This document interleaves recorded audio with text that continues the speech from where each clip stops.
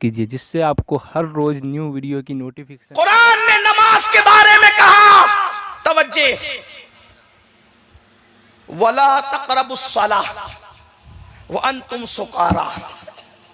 ध्यान दें आप, नमाज के करीब भी मत जाओ जब तुम नशे की हालत में रहो। और आगे कहा गया, उस वक्त तक जब तक के जो कह रहे हो समझने न लगो। जो कह रहे हो, तवज्जे मेरी बात पे ध्यान देना, जो कह रहे हो जब तक समझने न लगो उस वक्त तक नमाज के करीब नहीं आना। खुसूसियत के साथ ये बात नशे के लिए बयान की गई, और नशे से मुराद हम लेते हैं शराब का नशा। इसका पस मंजर यही है कि जब तुम नशे की हालत में रहो तो नमाज के करीब नहीं आना। लेकिन सूफिया बहुत ऊंची बात करते हैं, अगर बंदा शराब के नशे में है तो कहा जा रहा है कि करीब मत आना नमाज के। कब तक? जब तक जो बोल रहा है तो वो समझने न लगे। तो उस शराब के नशे वालों को सिर्फ थोड़ी रोका गया है, जिनको पैसे का नशा है उनको भी रोका गया, जिनको दुकान का नशा है उनको भी रोका गया, जिनको औलाद का नशा है उनको भी रोका गया, जिनको कारोबार का नशा है उनको भी रोका गया। हर नशे वाले को रोक दिया गया, नमाज के करीब ना आना। कब तक? जब तक तू जो बोल रहा है वो समझने न लगे। अरे 50 बार का अल्लाहु अकबर कभी समझा भी कि क्या बोल रहा है? इसलिए कि जबान से बोलता अल्लाहु अकबर और दिल में दुकान है, जबान से बोलता अल्लाहु अकबर दिल में बच्चे हैं, जबान से बोलता अल्लाहु अकबर दिल में कारोबार है। कहा गया जब तक तू करीब नहीं आना नमाज के, जब तक तेरा नशा उतर न जाए। इसका मतलब यह है दौलत का नशा, गुरूर का नशा, औलाद का नशा, दुनिया का नशा मस्जिद के बाहर जैसे जूते उतारता है, सारे नशे उतार के आप दौड़े कर तेरे जन्नती होने के लिए काफी है। ये एक सजदा जिसे तू गिरा समझता है, हजारों सजदों से देता है आदमी को निजात। एक ही सजदे की बात है, नशे से तो निकल। एक बुत बगल में ले जाने वाला मुजरिम है, हजारों बुत दिल में लाने वाले के बारे में क्या ख्याल है? ये जब तक के मैं का बुत मस्जिद के बाहर पास पास नहीं करोगे उस वक्त तक तुम्हारी नमाज तुम्हें फायदा नहीं देगी। और सिर्फ गर्दन झुकाना खुशू नहीं है।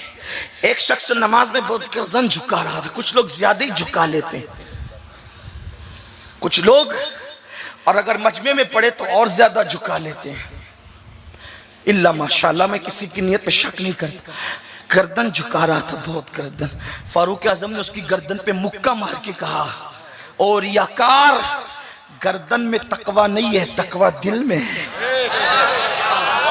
गर्दन झुकाने वाले दिल झुका, गर्दन झुकाने वाले दिल। इसलिए और सैयदना सिद्दीक अकबर रावी है। सिद्दीक अकबर की रिवायतें बड़ी कम मिलती है, लेकिन जो मिलती है वो बड़ी दमदार है। वो तो हर हदीस ही दमदार है। इसलिए कि सिद्दीक अकबर का शुमार वो सहाबा में मुशाहिदे की मंजिल पर थे। सिद्दीक अकबर सहाबा में मंजिल मुशाहिदा पर थे, और सूफी अल्लाह वाले जानते हैं कि ये मंजिल मुशाहिदा क्या होती है। जो औलिया में मुशाहिदे की मंजिल पर पहुंचे उसका अंदाजा कोई नहीं कर सकता, जो सहाबा में मुशाहिदे की मंजिल पर उसकी क्या शान होगी। मेरा उन्वान सैयदना सिद्दीक अकबर नहीं है, लेकिन अगर होता तो मैं आपको बताता कि अबू बकर सिद्दीक का मर्तबा मुशाहिदा तो यह कि वो आज भी मुशाहिदे में है। सिद्दीक अकबर तो आज भी मुशाहिदे में है।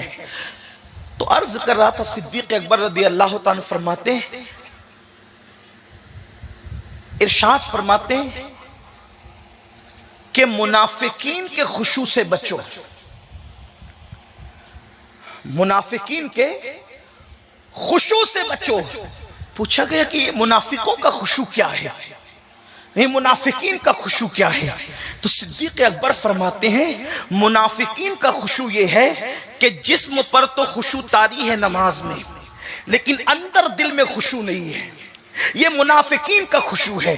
और मोमिनीन का खुशू ये है कि दिल भी खुदा से लरज रहा है और बदन भी खुदा के खौफ से लरज रहा है। ये मोमिनीन का खुशू है और ऐसी नमाजें अल्लाह के कुर्ब तक पहुंचाती है। इसलिए आज लोग, बहुत सारे लोग शिकायत करते हैं कि सैयद साहब मेरी नमाज में वसवसे बहुत आते हैं, जहन एक तरफ नहीं रहता। आसान तरीका बताता हूं, अल्लाह अकबर से लेकर अस्सलामु अलैकुम व रहमतुल्लाह तक पूरी नमाज का तर्जुमा याद कर लो। यानी जो नमाज में कह रहे हो उसको समझने की कोशिश करो कि कहते क्या हो। अल्लाह अकबर का मतलब है अल्लाह सबसे बड़ा है। इस तरह पूरी नमाज याद कर लो। तो जब तुम नमाज का तर्जुमा याद कर लोगे तो अरबी में पढ़ोगे तो उर्दू दिमाग में घूमता रहेगा, और जब दिमाग में घूमता रहेगा तो उतना आपके दिल के अंदर खुशू पैदा होती रहेगी। और फिर मेरे आका अलैहिस्सलाम ने फरमाया, बुखारी शरीफ की हदीस है, मुसलमानों जब कोई मोमिन नमाज पढ़ता है तो वो कितने बुलंद मर्तबे पर फाइज हो जाता है। अफसोस लोगों को कोई वकील बुलाए, डॉक्टर बुलाए, इंजीनियर बुलाए, वजीर बुलाए, अमीर बुलाए तो लोग कहते फुला ने बुलाया, फुला ने बुलाया, फुला ने बुलाया, अपने पास बिठाया, मुझसे बातें की। बुखारी शरीफ की हदीस है, अल्लाह के रसूल सल्लल्लाहु अलैहि वसल्लम फरमाते हैं, जब तुम नमाज में रहते हो तो काबे और तुम्हारे दरमियान तुम्हारा खुदा रहता है। हुजूर फरमाते काबे और तुम्हारे दरमियान वो अल्लाह जो जहद से पाक है, वो अल्लाह जो समत से पाक है, वो अल्लाह जो आने जाने से पाक है, वो अल्लाह जो ज़मान और मकान से पाक है। मेरे नबी ने फरमाया जैसा कि उसकी शान है तुम्हारे और काबे के दरमियान तुम्हारा अल्लाह होता है। इसलिए जो है जब तुम नमाज में खड़े हो तो आसमान की तरफ नजरें मत उठाया करो, नमाज में खड़े हो इधर उधर नजरें मत उठाया करो। अरे क्या ख्याल है, मैं तकरीर कर रहा हूँ, एक तालिबे इल्म हूँ, आपका खातिम हूँ, आपकी जुतियां सीधी करने वाला हूँ। बोलो मैं तकरीर कर रहा हूँ, सारे लोग मेरी तरफ देख रहे हैं, कोई इधर उधर अल्हम्दुलिल्लाह नहीं देख रहा है। लेकिन मुझे हैरत है कि रब हमारे सामने हो और हम इधर देखे उधर देखे। बोलो ये रब की बेअदबी है कि नहीं है? अल्लाह रब्बुल इज्जत आमने सामने और जिहद से पाक है। लेकिन अल्लाह के रसूल ने फरमाया जब तुम नमाज में होते हो तो तुम्हारा खुदा तुम्हारे सामने होता है, काबे और तुम्हारे दरमियान तुम्हारा खुदा होता है। इसलिए सामने मत थूका करो, ऊपर नीचे आगे पीछे मत देखा करो, सजदे की जगह पर अदब से नजरें रखा करो। आका फरमाते जो नमाज में ऊपर देखे अल्लाह उसकी नजरें उचक ले, अल्लाह उसकी नजरें छीन ले। जो नमाज में इधर उधर देखता है नमाज की बरकतों से महरूम कर दिया जाता है। इसलिए नमाज में सजदेगाह पर नजर हो और कम से कम ये तसव्वुर हो कि अल्लाह हमें देख रहा है। कम से कम, ये कम से कम की बात है, कम से कम अल्लाह देख रहा है। और ज्यादा से ज्यादा वो तो आरिफीन जानते, सालिहीन जानते हैं, लेकिन इससे बड़ी मंजिल है अंता अब्दुल्लाह कअन्नका तरा फ़इन लम तकुन तरा फ़इन्नहु यराक। ऐसे इबादत कर गोया तू खुदा को देख रहा है। गोया, तवज्जे, ये हुजूर का फरमान है, हदीस सही है, हदीस जिब्रील बुखारी शरीफ में है। क्या? गोया तू खुदा को देख रहा है। इसका मतलब ये है कि नमाज में खुदा दिखता है तभी तो गोया तू देख रहा है। दुनिया में आंखों, सर की आंखों से तो कोई उसको नहीं देख सकता, लेकिन कुदरत ने दिल की आंखें ऐसी दी है कि जिसमें खुदा नजर आता है। इसीलिए तो कहा ना कि कान नका तरा, हालांकि कान नका की कैद है, बल्कि सूफिया तो फरमाते हैं जब इससे ऊपर की मंजिल मिलती है तो कान नका की कैद हट जाती है। और यार का जलवा बेनकाब होता है। राबिया बसरी कहती है अल्लाह अकबर कहने के बाद सना उस वक्त तक पढ़ती नहीं जब तक यार अल्लाह अकबर को कबूल नहीं कर लेता। सजदा करके उस वक्त तक सजदे से सर उठाती नहीं जब तक के सुभान रब्बियल आला कह के रब्बे आला का जलवा नहीं देख लेती। एक औरत का ये हौसला है, एक औरत का ये हौसला है। हम कहां हैं? लेकिन बात इतनी है कि जब तक नशे में हो ना आदमी तो बीवी सामने हो तो भी नहीं पहचानता, बच्चा सामने हो तो भी नहीं पहचानता। ध्यान देने मेरी बात पर, कोई मुश्किल तो नहीं कर रहा हूं, आसान ही कर रहा हूं। नशे में हो सामने जो नहीं पहचानता, नशा उतरे तो पहचाने। पता चला यार को पहचानने के लिए नशे से बाहर निकलना जरूरी है। अरे जिसे शराब और कुत्ता गोली का नशा हो उसको यार नजर नहीं आता, तो तो जिसको दुनिया का नशा हो उसको यार कैसे नजर आ सकता है? अगर उसका मुशाहिदा करना है तो अना के नशे से निकलना होगा, उसका मुशाहिदा करना है तो तकब्बुर के नशे से निकलना होगा, उसका मुशाहिदा करना है तो दुनिया के नशे से निकलना होगा, अगर उसका मुशाहिदा करना है तो दुनिया के गुनाहों के नशे से निकलना होगा। लोग नशे में डूबे हुए, शराबी के नशे को तो सब बुरा समझते हैं, अपने गुनाहों के नशे को हम कब बुरा समझेंगे? जरा कोई उससे भी तो बाहर निकले, जरा कोई उससे भी तो बाहर निकले और फिर यार की मोहब्बत के नशे की तरफ आए, तब पता चलेगा कि तेरी पैदाइश का मकसद क्या है। हमारे आकाओं ने खुशू से नमाजें पढ़ी, इसीलिए अल्लाह के हबीब अलैहिस्सलाम के बारे में अम्मा आयशा कहती है जब हुजूर नमाज पढ़ते थे तो इतनी खुशू के साथ पढ़ते थे कि अल्लाह के हबीब अलैहिस्सलाम के सीने से ऐसी आवाज उठती थी जैसे चूल्हे पे रखी हुई हांडी से आवाज निकलती। बल्कि अजान के बाद हुजूर की कैफियत ये होती थी कि हुजूर हमको जैसे पहचानते ही नहीं हो। अजान के बाद आका की कैफियत ये थी जैसे पहचानते ही नहीं हो। इमाम ज़ैनुल आबिदीन सैयद सज्जाद बीमार करबला मजलूम करबला इमामुल आबिदीन इमामुल अइम्मा सैयदना इमाम ज़ैनुल आबिदीन अली इब्ने हुसैन जब वुजू करते तो आपका चेहरा ऐसे पीला हो जाता जैसे किसी ने खून निचोड़ लिया हो। लोग कहते हैं आपका चेहरा पीला कैसे हो जाता है? फरमाते हैं तुम्हें पता नहीं वुजू के बाद किसकी चौखट पे खड़े होने जा रहा हूं, किसके दर पे खड़े होने जा रहा हूं। नमाज पढ़ने वाला खुदा से हम कलाम होता है, खुदा से बात करता है। लोगों को नमाज की अहमियत क्या पता, लेकिन कोई खुशू के साथ पढ़ कर तो देखे। तो कुरान कहता है पहली बात, पहली सिफत मोमिन की कि वो खुशू से नमाज पढ़ता है। हजरत उर्वा बिन जुबैर जिस्म में नासूर हो गया, ऐसा खतरनाक नासूर हुआ कि बहुत दर्द से तड़पते थे। लोगों ने कहा कि इसको काटे कैसे, तो कहा जब वो नमाज पढ़ेंगे तब काटेंगे। हालत नमाज में वो उज़्व काट लिया गया, हजरत उर्वा को खबर भी नहीं हुई। और मौलाए कायनात की नमाज तो बड़ी मशहूर है कि वो तीर निकालने वाला वाकया हालत नमाज में। सैयदना दाऊद ताई नमाज में है, आग लग गई है घर में, पूरा मोहल्ला चिल्ला रहा है निकलो निकलो निकलो, और वो नमाज में है। आग बुझ गई, नमाज पूरी की, सलाम फेरा का, ये भीड़ काहे की है? हजरत दाऊद ताई इमाम आजम के शागिर्द हैं, अपने वक्त के बहुत बड़े सूफी वली बुजुर्ग हैं। फरमाते ये भीड़ काहे की है, ये धुआं काहे का है? कहा हजरत आपके घर में आग लग गई थी, घर जल रहा था, हम आपको बचाने के लिए आवाज दे रहे थे और आपकी मोहब्बत में ये भीड़ जमा हुई। फरमाया अल्लाह की इज्जत की कसम मैं तो यार की बारगाह में खड़ा था, मुझे खबर ही ना हुई। ये नमाजें थी और यही नमाजें इंसान को मर्तबे तक ले जाती है।